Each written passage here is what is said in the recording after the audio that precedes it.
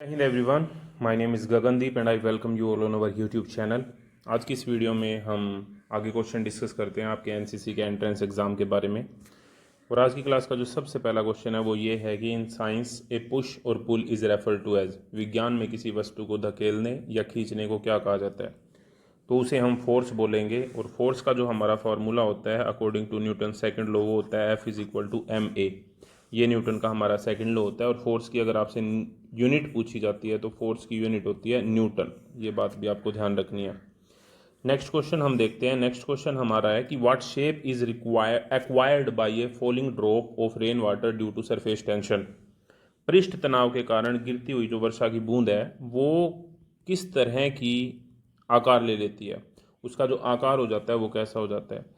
तो आपको पता है कि सरफेस टेंशन जो होती है, सरफेस टेंशन चाहती है कि मिनिमम एरिया एक्वायर्ड हो। और मिनिमम एरिया जो एक्वायर्ड होता है वो स्फेरिकल सरफेस यानी कि गोलाकार सरफेस के लिए होता है। तो इसीलिए इसका जो करेक्ट आंसर है वो है ऑप्शन सी। पृष्ठ तनाव के कारण गिरती हुई वर्षा की बूंद जो आकार ले लेती है वो है स्फेरिकल टाइप का। नेक्स्ट क्वेश्चन की तरफ हम बढ़ें और हमारा नेक्स्ट क्वेश्चन यहाँ पे क्या है कि what kind of motion is shown by A freely falling object. जब कोई ऑब्जेक्ट फ्रीली फॉल कर रहा है यानी कि अपने आप गिर रहा है तो उसके द्वारा किस तरह का मोशन शो किया जाता है? मुक्त रूप से गिरती हुई वस्तु किस प्रकार की गति को दर्शाती है? तो वो होता है हमारा accelerated motion, option B. Accelerated, क्योंकि जब भी कोई चीज़ गिर रही है तो वो किस एक्सेलरेशन के साथ? एक्सेलरेशन ड्यू टू ग्रेविटी, जो कि जी होती है। जी की वैल्यू होती है 9.8 मीटर पर सेकंड स्क्वायर। तो ये जो वैल्यू है इसके साथ में कोई भी बॉडी गिरती है और जब गिरते हैं तो वहाँ पे ये फर्क नहीं पड़ता कि वो चीज़ भारी है हल्की है, उसका मास कितना है। जब वो गिरते हैं तो गिरते हैं, अगर हम एयर रेजिस्टेंस को नेगलेक्ट कर दें तो एक्सेलरेटेड मोशन 260 वाले क्वेश्चन का बी ऑप्शन करेक्ट हो जाएगा यहाँ पे। नेक्स्ट क्वेश्चन की तरफ हम यहाँ पे बढ़े और हमारा जो नेक्स्ट क्वेश्चन है वो क्या कह रहा है कि what type of energy is stored in a wound watch spring. यानी कि घड़ी की जो कुंडी या स्प्रिंग है उसमें किस प्रकार की ऊर्जा संग्रहित होती है? घड़ी आपको पता है जिसमें पहले चाबी भरते थे, ऐसी जो घड़ियाँ होती हैं तो घड़ियों के अंदर जो एनर्जी स्टोर होती है, जो कि बिना सेल के बिना बैटरी के चलती हैं घड़ियाँ या बिना चार्जिंग के चलती हैं घड़ियाँ, उनमें जो एनर्जी स्टोर होती है वो एनर्जी होती है potential energy, option B. Potential energy ऐसी एनर्जी होती है जो किसी भी चीज़ की पोजीशन की वजह से उसमें स्टोर होती है, उसको हम पोटेंशियल एनर्जी बोलते हैं। ठीक है, जो एनर्जी पोजीशन की वजह से, जो एनर्जी उसकी पोजीशन की वजह से स्टोर होती है किसी भी चीज़ में, उसको हम पोटेंशियल एनर्जी बोलते हैं। तो इसीलिए घड़ी में भी कौन सी एनर्जी स्टोर होती है? पोटेंशियल एनर्जी स्टोर होती है। नेक्स्ट क्वेश्चन हमारा, what does gravitational force help earth retain. गुरुत्वाकर्षण बल पृथ्वी को किसे बनाए रखने में मदद करता है? आपको एक बात पता है कि अगर धरती के ऊपर ग्रेविटेशन खत्म हो जाए तो क्या हो जाएगा? धरती के ऊपर अगर ग्रेविटेशन खत्म हो जाए तो आपको जो नॉर्मली लग रहा है कि हम धरती की तरफ खींच रहे हैं वो बंद हो जाएगा। नहीं, ये सारे का सारा जो वायुमंडल है वो भी धरती के गुरुत्वाकर्षण की वजह से ही अर्थ के साथ जुड़ा हुआ है। अगर अर्थ का ग्रेविटेशन खत्म हो जाए तो ये सारे की सारी हवाएं उड़ के स्पेस में चली जाएंगी। ठीक है, और पृथ्वी पर कोई भी वायुमंडल नहीं रहेगा, और वायुमंडल नहीं रहेगा तो जीवन भी नहीं रहेगा। तो वायुमंडल का जीवन को मेंटेन रखने में भी बहुत बड़ा योगदान है, और वायुमंडल जो है वो एटमॉस्फेयर को संजो के रखता है इस धरती के ऊपर, अर्थ के ऊपर।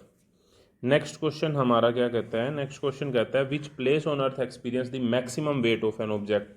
धरती के ऊपर ऐसा कौन सी जगह है जो कि मैक्सिमम वेट जहाँ पे हम फील करेंगे? देखो, वेट का फार्मूला होता है W is equal to M G. तो मास तो सेम रहता है, तो जहाँ पे जी की वैल्यू ज़्यादा होगी वहाँ पे वेट मैक्सिमम होगा। और आपको पता है कि अर्थ ना बिल्कुल गोल नहीं है, अर्थ इस तरीके से थोड़ा सा इस तरीके का ऑब्जेक्ट है। ठीक है, तो ये हमारे पोल्स होते हैं और ये हमारे इक्वेटर होते हैं। अब जितना हम सेंटर से दूर जाते हैं, ठीक है, उतनी जो जी की वैल्यू है वो कम होती जाती है। तो यहाँ पे जो पोल के ऊपर है जो जी की वैल्यू थोड़ी सी ज़्यादा होती है इक्वेटर के कंपैरिजन में। ठीक है, क्योंकि इक्वेटर थोड़ा ज़्यादा दूर है। इक्वेटर के कंपैरिजन में पोल के ऊपर वैल्यू ज़्यादा होती है जी की। अगर जी की वैल्यू ज़्यादा होगी तो यहाँ पे वेट भी ज़्यादा एक्सपीरियंस किया जाएगा। तो T63 का जो करेक्ट आंसर है वो है बी, एट पोल्स। पोल्स हमारे दो होते हैं, एक नॉर्थ पोल होता है, एक साउथ पोल होता है। ये ईस्ट हो गया और ये हमारा वेस्ट हो गया। ठीक है, इस तरीके से। नेक्स्ट क्वेश्चन की तरफ हम बढ़ते हैं, चलो देखते हैं नेक्स्ट क्वेश्चन हमारा क्या कहता है। नेक्स्ट क्वेश्चन है हमारा क्वेश्चन नंबर 264।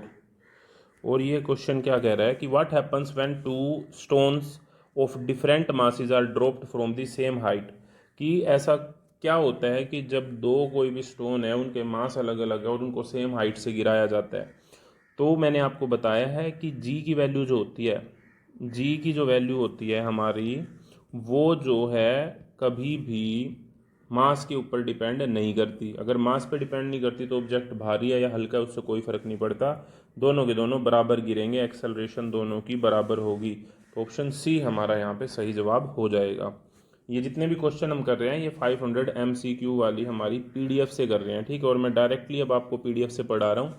PDF में इस तरीके से दिया गया, एक पूरा पेज दिया गया, पेज के नीचे, उसी पेज के नीचे आपको सभी के आंसर दिए गए हैं ताकि आपको ज़्यादा स्क्रॉल ना करना पड़े। डायरेक्टली आप पेज है वहाँ पे उसके नीचे उसके क्वेश्चन है, लेकिन हर एक क्वेश्चन के नीचे आंसर इसलिए नहीं है ताकि आप थोड़ा एफर्ट करें पता लगाने के लिए कि दिए गए क्वेश्चन का सही जवाब क्या होगा, ठीक है। तो अब हम नेक्स्ट पेज के ऊपर चलते हैं और नेक्स्ट पेज में देखते हैं कि क्या क्वेश्चन आता है हमारा, ठीक है। तो नेक्स्ट पेज हमारा ये आ गया। What is the energy of a body due to its height card. देखो, energy of a body due to position, position में हाइट भी आती है, उसको हम पोटेंशियल एनर्जी बोलते हैं।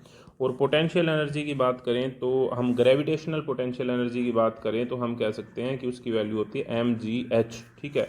ये इसका फॉर्मूला होता है mgh, ग्रेविटेशनल पोटेंशियल एनर्जी की। एनर्जी की यूनिट क्या होती है ये आपको कमेंट बॉक्स के अंदर बताना है। एनर्जी चाहे कोई भी एनर्जी हो, एनर्जी की यूनिट सेम होती है, चाहे energy kinetic energy potential energy हो। आगे बढ़ते हैं। नेक्स्ट क्वेश्चन हमारा क्या कह रहा है कि what kind of energy does a flying airplane have. एक जो उड़ने वाला विमान होता है उसमें किस प्रकार की ऊर्जा होती है। तो उड़ने वाला जो विमान होता है वो चल भी रहा है, ठीक है, उड़ भी रहा है, मतलब आगे की तरफ भी जा रहा है, उसमें वेलोसिटी भी है और उसकी पोजीशन भी, हाइट भी ऊपर है। तो इसमें दोनों एनर्जी होती हैं, उसमें पोटेंशियल एनर्जी भी होती है और उसमें काइनेटिक एनर्जी भी होती है।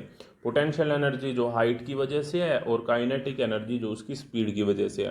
तो वो उड़ भी रहा है और उसकी जो पोजीशन है, हाइट है, वो भी धरती से ऊपर है। तो उसमें दोनों तरह की एनर्जी हैं, पोटेंशियल एनर्जी भी है और काइनेटिक एनर्जी भी है। नेक्स्ट क्वेश्चन हम देखते हैं।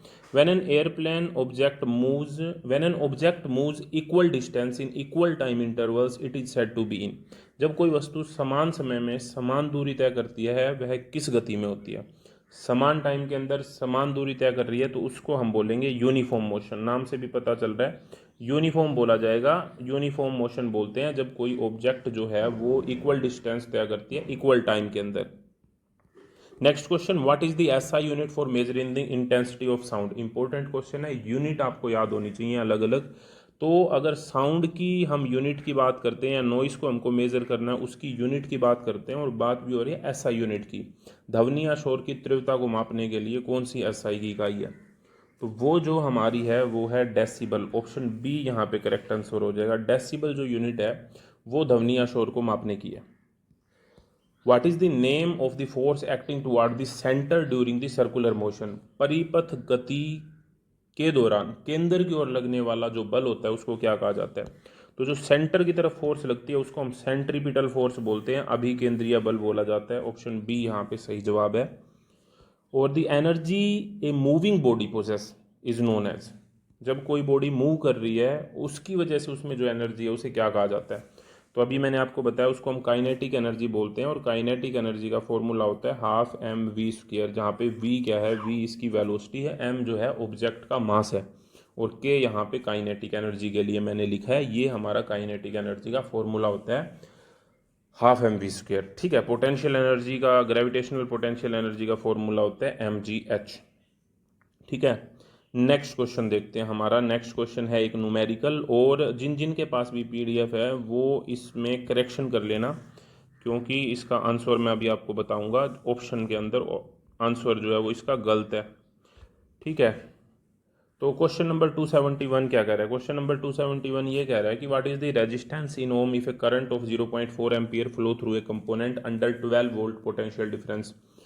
आपको ये पता है कि according to the ohm's law, ohm's law क्या कहता है कि V is equal to IR होता है। हमको दिया क्या गया, V की वैल्यू दी है 12 वोल्ट, I की वैल्यू दी है 0.4 एम्पियर, ठीक है, और ये 12 वोल्ट, और R की वैल्यू निकालनी है। तो आप देख सकते हैं R जो हमारा होगा वो होगा 12 बटे में 0.4 यानी कि 30, और आर की जो आर रेजिस्टेंस है, रेजिस्टेंस की यूनिट होती है ओम, तो 30 ओम हम लिख देंगे आर की वैल्यू। तो यहाँ पे ऑप्शन बी को 20 की जगह आप 30 लिख लेना, तो यहाँ पे 30 ओम हमारा करेक्ट आंसर हो जाएगा। आई होप ये वीडियो आपको अच्छी लगी होगी। पीडीएफ का जो लिंक है वो वीडियो के डिस्क्रिप्शन और पहले कमेंट बॉक्स में मिल जाएगा। Thank you very much.